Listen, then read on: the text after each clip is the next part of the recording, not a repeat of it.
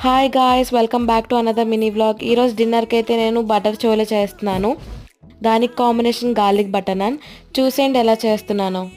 ఫస్ట్గా ఇది చేయాలంటే మంచి ప్యాన్ కావాలి. ఆ ప్యాన్ కావాలంటే మా అమ్మ తరతరాల నుంచి దాచిపెట్టుకుంటున్న ఆ సెల్ఫ్లో నుంచి ఆ ప్యాన్లో అయితే తీయాలి. కొంటది కానీ ఏంటి యూస్ చేసి దాచుకుంటుంది సోక్కి. దాంట్లో అయితే ఈరోజు తీసి చేసేస్తున్నా. ఫస్ట్గా బటర్ వేసుకొని ఆనియన్స్ ఇంకా టమాటో బాదం పప్పులు అయితే ఫ్రై చేసుకొని ఫైన్గా పేస్ట్ చేసేసుకోవాలి.